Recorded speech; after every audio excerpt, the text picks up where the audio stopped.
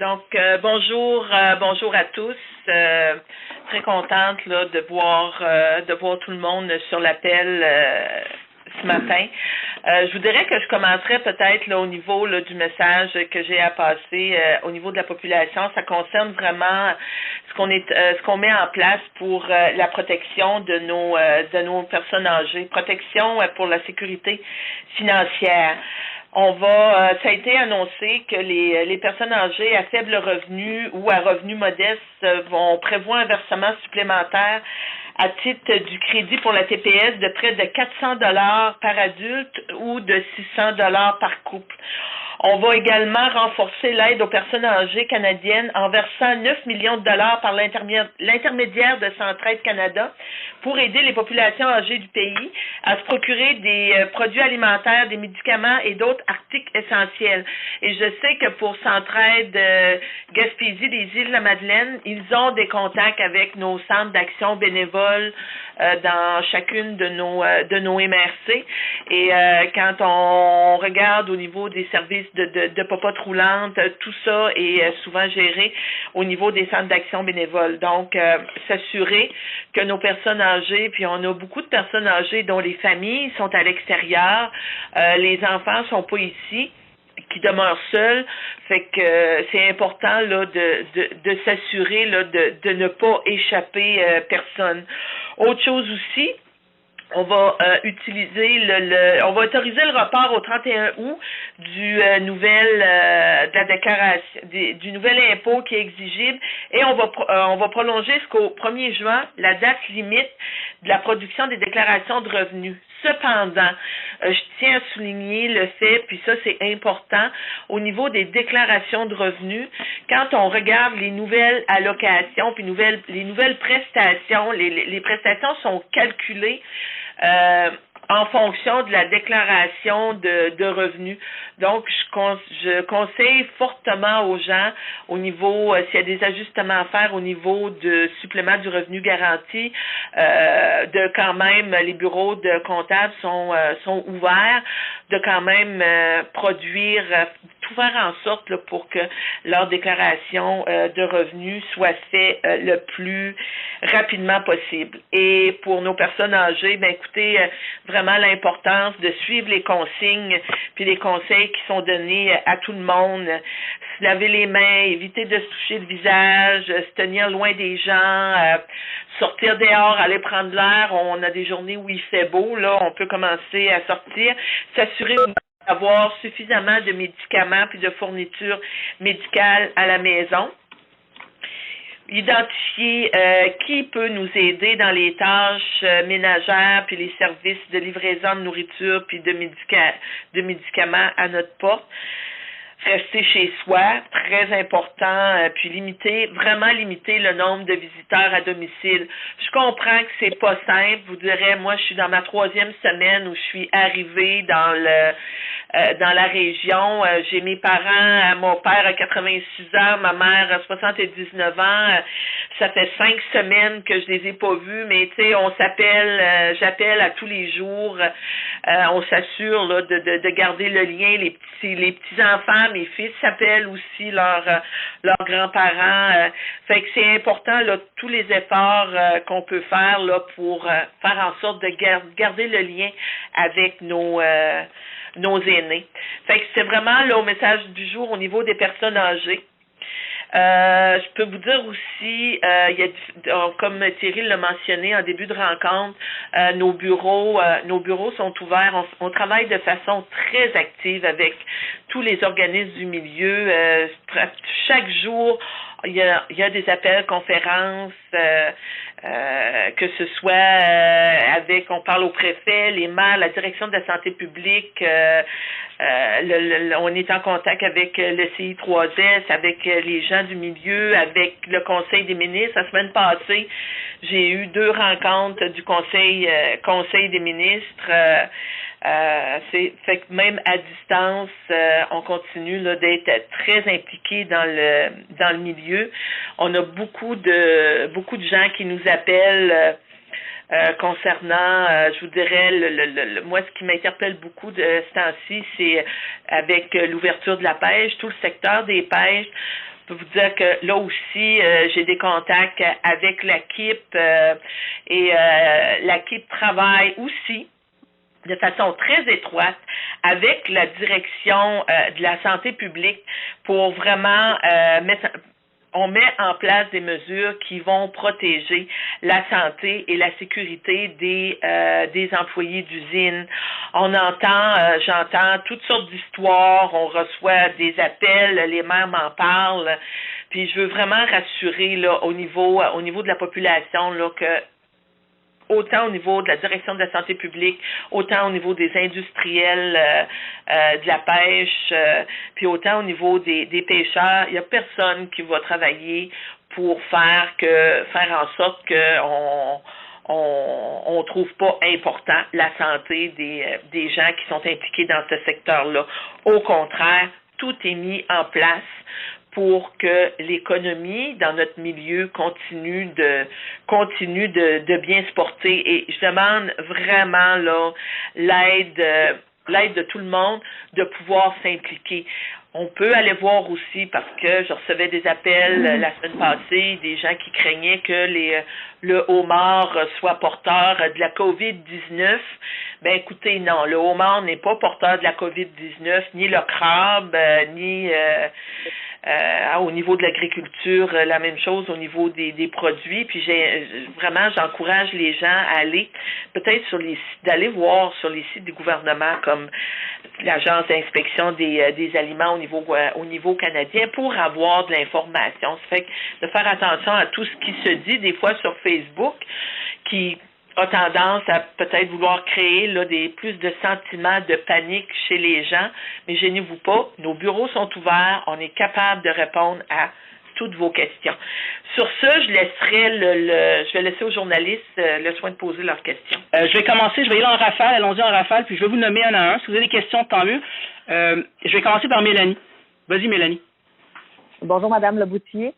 Ma première question, c'est surtout au niveau des mesures annoncées aux personnes âgées avec Centraide. On sait que Centraide, régionalement, c'est très présent là, depuis longtemps. Vous dites que vous allez faire appel au Centre d'action bénévole pour l'aide aux personnes âgées. Est-ce que ces personnes-là ont été rejointes et sur quelle base ça va être fait pour que ça soit sécuritaire au niveau des bénévoles ainsi que pour ces organismes-là? Ben, moi, ce que je peux vous dire, on travaille là en étroite, comme je disais, on travaille en étroite collaboration avec les organisations du milieu. Centraide et déjà les organismes du milieu ont déjà développé ces liens-là. Fait que c'est sûr que nous, en faisant l'annonce de ces argents-là, je sais très bien là que les organismes là vont rentrer en contact les uns avec les autres là pour continuer de bien desservir la population. Puis j'encouragerais là vraiment les gens là dans le milieu. On sait qu'on a beaucoup de bénévoles qui sont des personnes âgées, des fois là de 70 ans et plus. Fait que j'encouragerais les gens là à s'inscrire. Le gouvernement du Québec d'ailleurs l'a annoncé la semaine dernière. Les sites étaient ouverts où les gens peuvent aller s'inscrire. Les vérifications vont se faire, puis les organismes, par la suite, là, vont assumer leur responsabilité. Sous question, Mélanie? Oui, dans ma sous-question, je dirais plutôt du côté des jeunes. Dans le fond, il y a aussi des annonces au niveau des soutiens pour les jeunes dans ce temps de crise-là. Entre autres, avec Jeunesse J'écoute, je me demande au niveau régional, qu'est-ce qui va être mis sur pied pour interpeller les jeunes et leur dire que il y a des argents nécessaires là dans ces temps de crise-là pour les accompagner dans ce qu'ils pourraient vivre comme angoisse, anxiété et comme problème au quotidien également. OK, il y a une partie de votre question là qui est très d'ordre du gouvernement provincial. Donc c'est important là au niveau des champs de compétences du provincial de respecter ça. L'autre côté quand on regarde au niveau des jeunes, on est en train là de finaliser la programmation le nouveau programme qui va être mis en place là canadien d'urgence. Et je peux vous dire que les technicalités vont être annoncées cette semaine pour pouvoir permettre là, aux gens là, d'avoir accès là, à du financement là, pour pouvoir aider à payer soit là, la nourriture ou le logement. Là-dessus, peut-être puis le complément aussi que je pourrais apporter, c'est, vous savez, hein, puis ça, je le dis depuis le début, c'est important dans le milieu que tout le monde mette l'épaule à la roue. Puis vraiment, là, je veux féliciter le travail qui est fait par les gens qui travaillent dans les marchés d'alimentation, les épiceries, les dépanneurs, les stations d'essence, puis on a dans notre secteur, on a mis en place il y a plusieurs années le regroupement des employeurs au niveau de la Gaspésie et des îles de la Madeleine. Puis, c'est important. On sait que la saison touristique, parce que j'en ai entendu parler, la saison touristique va sûrement être affectée par tout ce qui se passe. J'entends parler de voyages à l'étranger qui est cancellé. Puis, j'inviterais les gens là qui veulent, qui ont besoin de travailler à s'inscrire, à donner leur nom au niveau du regroupement des employeurs, peut-être pour pouvoir aider notre industrie aussi, notre industrie de la pêche. Jean-Denis, c'est à ton tour. Jean-Denis, est-ce que tu avais une question à poser? Oui. Vas-y. Le gouvernement a annoncé une subvention salariale de 75% pour les PME. Est-ce que c'est aussi valable pour est-ce que les OBNL ont droit à cette subvention-là? On est en train, la question m'a été posée, c'est une bonne question que vous posez pour voir, parce qu'on sait que les entreprises d'économie sociale sont des entreprises qui sont importantes dans des milieux comme les nôtres, puis importantes à la grandeur du Québec. Et on est en train de faire les vérifications à ce niveau-là, puis on pourrait vous revenir ultérieurement là avec l'information. Sous question, Jean-Denis? Concernant la pêche au crabe et au mort dans la zone 12, est-ce qu'il y a du nouveau ou on garde le cap concernant tout ce qui a été annoncé depuis le début? On garde le cap sur ce qui a été annoncé depuis le début. Puis comme je tiens vraiment là, puis je l'ai répété, la direction de la santé publique travaille de façon très étroite avec les industriels de la transformation, puis aussi avec les gens au niveau de l'industrie de la capture pour vraiment là, mettre en place des mesures qui vont assurer là, la sécurité des employés d'usine. Alors, Jean-Philippe, c'est à ton tour.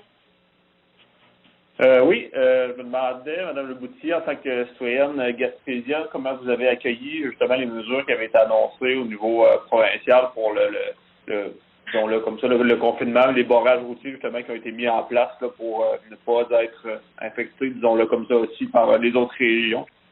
Ben écoutez, c'est sûr que pour moi là je suis déjà pas mal en confinement là depuis que je suis arrivée dans la région. Et on sait au niveau de la population qui le gouvernement du Québec là, mettait aussi des mesures en place pour s'assurer qu'on n'ait pas de gens de l'extérieur qui viennent se promener en vacances ou parce qu'on entend parler qu'il y a beaucoup de cas dans les grands centres. Là, on parle au niveau de Montréal de pouvoir protéger la région, mais je sais aussi que ça amène une inquiétude. En même temps que les gens sont rassurés, en même temps, les gens ont une inquiétude au niveau, parce que vous savez, j'ai travaillé en santé mentale longtemps, là, donc il y a toujours un stress relié à ça. On a beaucoup de nos enfants qui sont à l'extérieur.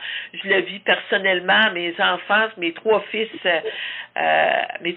sont à l'extérieur. J'ai une bru qui est infirmière dans un hôpital qui va recevoir les cas de COVID-19. Ça fait que je peux comprendre l'inquiétude des parents puis des grands-parents là où on voit là qu'en même temps les règles sont très strictes, puis on sent aussi que on est privé là d'une certaine liberté. Fait que ça donne des bizarres de feeling, mais en même temps, il y a une question de sécurité. Puis on le voyait aussi, le fait qu'il n'y ait plus d'avion, le train, ben on n'en parle pas. Hein, ça fait longtemps qu'on n'a pas de train chez nous. Puis le transport par autobus était coupé. Fait qu'on voyait là que les choses s'en venaient. Mais c'est une question de sécurité. Jean-Philippe, tu avais une sous-question peut-être? Oui, je veux juste savoir, justement, ça doit être occupé de votre côté dans vos bureaux. Ça peut être quoi votre volume d'appels par jour, juste par curiosité? Écoutez, là, je vous dirais que le nombre d'appels par jour, ça varie. Les bureaux, on commence le matin à 8h. À 8h30, les bureaux sont ouverts. Et la semaine passée, là, on sortait des bureaux là à 18h le soir. Moi, je continuais d'avoir des téléphones de travail à la maison. Ça fait que c'est des longues journées, là. Ça se termine souvent là à 8-9 heures le soir. Les boîtes vocales sont pleines. Puis je vous dirais, on doit recevoir pas loin là dépendant des journées, là, pas loin là, d'une centaine d'appels par jour. Alors, Nelson, est-ce que tu avais une question? Oui, je reviens sur le secteur des pêches. Bon, la nouvelle prestation canadienne là, de 2000 $ par mois va s'appliquer aux travailleurs, aux pêcheurs, aux hommes de pont et tout ça, mais qu'est-ce qui va arriver aux capitaines propriétaires de leurs navires qui ne pourront pas rencontrer leurs obligations? Est-ce qu'ils vont être compensés eux aussi d'une quelconque façon? Ben, moi, je vous dirais que la nouvelle, la semaine passée, on annonçait une mesure qui était importante pour aider l'industrie. On annonce là jusqu'à 75% de support à nos PME pour garder le lien d'emploi avec les employés. On a besoin que les gens retournent aussi au travail tout en assurant leur sécurité. Il va y avoir des critères qui vont être mis en place au niveau là, du programme canadien d'urgence, puis comme je l'ai mentionné, au niveau des technicalités, les technicalités sont à venir. Mais pour moi, là, le message que je lance à la population, on a des infirmières qui travaillent, on a des gens qui travaillent dans les épiceries, on a des gens qui travaillent dans les pharmacies, on a des gens qui assurent les services de première ligne au niveau des municipalités, au niveau des pompiers, au niveau des services essentiels. L'allocation qui est mise en place, c'est vraiment une allocation d'urgence. Donc, on a besoin des gens qui doivent retourner au travail. On va s'assurer, comme j'ai dit, de faire en sorte, avec la direction de la santé publique, il y a des liens très étroits, d'assurer la sécurité des employés, mais on a besoin que les gens retournent au travail. Et actuellement, au niveau de la pêche au crabe est commencée. On veut que la pêche se poursuive, puis c'est toutes les orientations là, continuent dans ce sens-là. Nelson, sous question? Oui, la pêche au crabe, ça va, c'est un marché qui est assez domestique, mais prenons le homard, par exemple, où il y a beaucoup d'exportations vers les États-Unis particulièrement. Même si la pêche ouvre et qu'il n'y a pas de marché, les capitaines, là je parle des capitaines propriétaires de bateaux qui ont acheté des quotas à coût de centaines de milliers de dollars, eux, comment ils vont être compensés pour les pertes majeures de revenus? Je vous dirais que j'ai pas la réponse à votre question ce matin. Cependant, faut regarder aussi pour moi au niveau des opportunités qu'on peut peut-être développer dans nos milieux. Puis vous avez raison de mentionner, on exportait beaucoup vers les États-Unis, on exportait aussi, il y a beaucoup de travail qui s'est fait pour exporter sur le marché international, mais est-ce qu'il n'y aurait pas justement des opportunités à pouvoir vendre sur le marché canadien? Honnêtement, là, c'est plus facile là, d'envoyer de nos produits. C'était plus facile d'envoyer nos produits en Chine que de pouvoir acheter du homard à Toronto ou en Colombie-Britannique. Fait que quand on regarde tous les enjeux environnementaux actuellement, puis on sait que le transport, c'est quand même énorme là, comme enjeu au niveau de la protection de l'environnement. Ça fait qu'il y a peut-être des opportunités de pouvoir travailler nos marchés à l'intérieur du Canada. Moi je le vois comme un défi. Puis peut-être aussi de travailler beaucoup au niveau de la deuxième puis de la troisième transformation, parce qu'on exporte aussi beaucoup de produits crus. Donc, puis moi, quand on sait très bien que des fois le prix du produit a tendance à augmenter dans la deuxième et troisième transformation. Donc, c'est vraiment, il y a des défis au niveau de l'entreprise. Puis je suis convaincue là que nos entrepreneurs vont vouloir relever ce genre de défi-là. Voilà, autour de CFIM. Oui, bonjour Madame Le Boutillier. Je vais encore rester sur la prestation canadienne d'urgence. Je sais qu'on n'a pas encore beaucoup de détails là, sur la mise en application, mais il y a de l'inquiétude dans le milieu par rapport au travail saisonnier. Il y a des gens donc qui ont terminé leur période de travail, qui ont utilisé déjà leur semaine d'assurance emploi et qui arrivaient là, dans les prochaines semaines dans le fameux trou noir de l'assurance emploi, où est-ce que la saison n'est pas recommencée et on n'a pas les prestations. Mais là, on n'a pas de prestations, la saison n'est pas recommencée, puis on n'est pas sûr de quand la saison va commencer. Et ces personnes-là s'inquiètent là, de leur situation. Est-ce qu'ils vont tomber dans les cracks de la prestation canadienne d'urgence? Donc, Mme Le Boutillier, est-ce que cette prestation-là va s'appliquer aux gens là, qui sont dans le fameux trou noir de l'assurance emploi, qui sont quand même nombreux là, dans la région Gaspésie-de-la-Madeleine? Écoutez, c'est comme je l'ai mentionné au début, on s'attend à ce que les prestations vont être en mesure de pouvoir recevoir les demandes à partir du 6 avril. Et au niveau des détails techniques, vraiment là, c'est cette semaine que ça va que les détails vont être amenés. Ça fait qu'on va pouvoir répondre là à l'anxiété là qui est provoquée à ce sujet-là. Tu as une sous-question? Oui, dans ce cas-là, qu'est-ce que vous avez à dire pour rassurer finalement ces gens-là qui s'inquiètent pour leur seule source de revenus là, dans une dynamique de travail saisonnier? Vous conseillez aux gens là, qui peuvent se remettre au travail de retourner au travail, mais ici, du travail, il n'y en aura pas. Qu'est-ce qu'on dit à ces gens-là pour les rassurer? Ben écoutez, j'en parlais au début. Je peux vous dire qu'on a des entreprises encore là, actuellement qui sont en recherche de main-d'œuvre. Je demande juste aux gens d'avoir un peu de patience. Puis cette semaine là, on va donner l'information, mais j'invite vraiment les gens au niveau du regroupement des employeurs.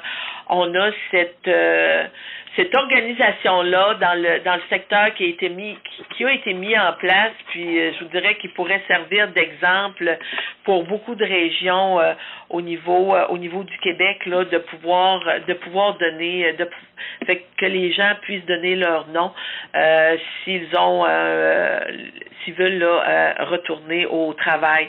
Mais je demande juste à la population d'avoir un peu de patience, quelques jours encore, et on va pouvoir répondre à leurs questions. Et ce que le premier ministre disait, c'est qu'on ne veut laisser personne pour compte. Geneviève, Radio-Gaspésie. Oui, bonjour Madame Le Boutillier. Concernant les personnes aînées dont on a parlé un peu plus tôt ce matin au point de presse, est-ce qu'on a une idée des chiffres ou du pourcentage de personnes âgées dans la région qui vont bénéficier de l'aide là que vous avez annoncée ce matin? Non, je pourrais pas vous donner ces chiffres-là. Cependant, ce que je sais pour connaître là l'historique au niveau de notre milieu, c'est qu'on est au niveau de la Gaspésie des îles, on a beaucoup de gens qui ont travaillé dans que ce soit dans le secteur de la pêche, dans le secteur de la forêt, et puis des gens qui avaient pas qui n'avaient pas nécessairement là, les conditions de travail que des gens syndiqués ont. Donc, pas de fonds de pension, pas d'argent de ramasser pour la retraite. Et on sait qu'on a beaucoup de gens dans le milieu là qui nécessitent et ont besoin là du supplément de revenus garantis.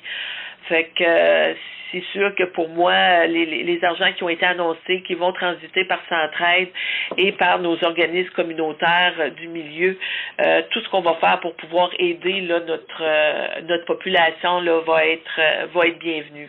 Tu avais une sous-question, Geneviève? Oui, par rapport aux gens qui ne respectent pas les consignes, comme vous savez, Radio Gaspésie, c'est une radio locale et on reçoit beaucoup de craintes de nos auditeurs, comme quoi que mon voisin n'a pas respecté les consignes. En tant que ministre et député de la région, avez-vous un rappel, un message à dire à ces gens-là? Ben, moi, là, ce que je rappelle aux gens, puis c'est important, c'est qu'on veut se sortir de cette crise-là le plus rapidement possible. Et si on veut s'en sortir rapidement, il faut absolument que tout le monde participe. On a tous une implication pour faire en sorte que les mesures qui sont mises en place fonctionnent le plus rapidement possible. Puis on le voit au niveau du gouvernement du Québec dans les 2 dernières semaines, à quel point les règles ont été... on n'aurait jamais pensé, il y a 2 semaines passées, qu'on aurait isolé la Gaspésie et les îles de la Madeleine du reste du Québec. Fait que puis peut-être qu'il y a 2 semaines passées, quand on aurait dit ça, il y aurait eu un sentiment de panique au niveau de la population. Ça fait qu'on voit comment tout le monde travaille fort pour se sortir de cette crise-là. Donc j'invite vraiment tout le monde à faire son effort de guerre et à respecter les consignes qui sont mises en place. Donc, l'isolement. Donc, c'est la façon de faire. Igor, c'est à ton tour. Oui, bonjour à vous. Première question. Il y a beaucoup d'annonces, beaucoup d'argent qui est en train d'être investi, que ce soit au fédéral, au provincial et ainsi de suite. Meilleure porte d'entrée pour essayer de s'y retrouver dans tout ça, parce que c'est devenu extrêmement complexe quand on pense aux différentes possibilités, tant travailleurs, autonomes, entreprises, PME, etc.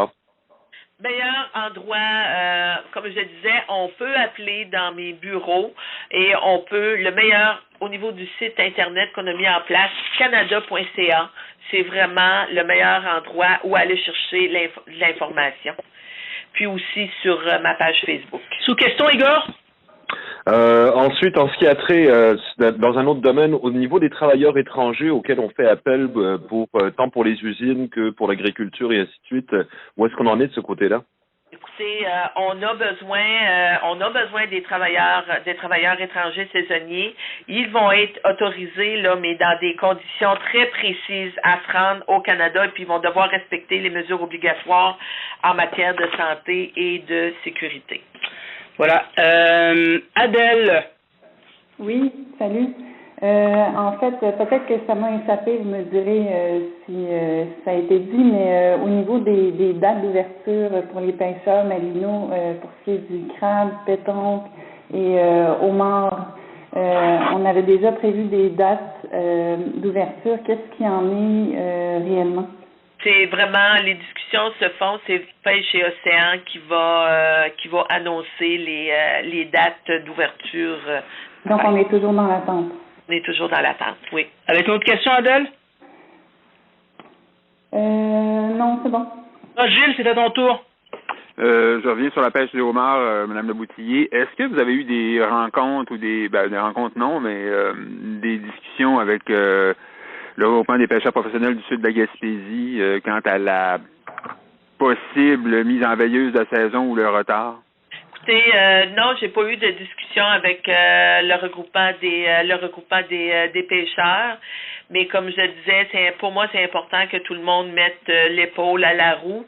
Je sais très bien aussi qu'au niveau du homard, quand on regarde si on regarde dans les 4 dernières années, les prix ont vraiment été excellents. Le regroupement des pêcheurs a mis en place aussi des mesures pour assurer d'avoir une pêche éco-responsable au niveau de la certification du homard. Puis comme je le mentionnais un petit peu plus tôt, pour moi, ça va être peut-être important parce qu'on était tout allait à l'exportation, mais peut-être de regarder qu'est-ce qui pourrait le nouveau défi, qu'est-ce qui pourrait être fait au niveau entre les provinces pour pouvoir permettre que le homard notre merveilleux homard, autant de la Gaspésie que des îles de la Madeleine, puisse là être exporté de façon pan-canadienne. Avais-tu une sous-question, Gilles? Juste une remarque. dans ma perception des choses, le homard de la Gaspésie, il y a une grosse place sur le marché québécois, là. Mais il semble y avoir un problème de revenus là, pour les homardis, c'est-à-dire que les prix en Nouvelle-Écosse sont autour de 3 $3,25 Est-ce que le gouvernement a une ouverture sur un appui au prix ou un genre de compensation?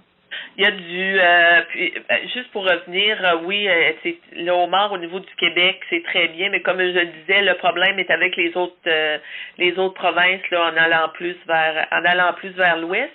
Donc, il y a peut-être des défis, des nouveaux marchés, et on a mis en place des mesures pour travailler au niveau des PME. Il y a 75 milliards qui ont été annoncés au niveau des PME. Donc,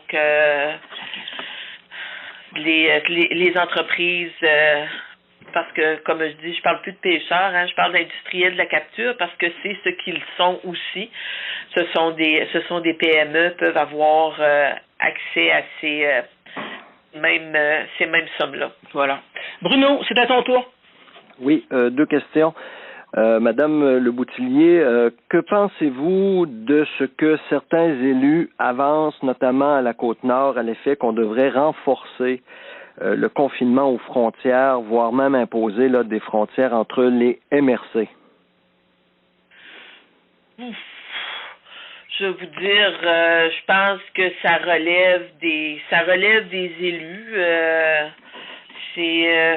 Moi là, je vous dirais que pour moi, en tout cas personnellement, quand on regarde au niveau des centres de santé, on peut pas empêcher là, les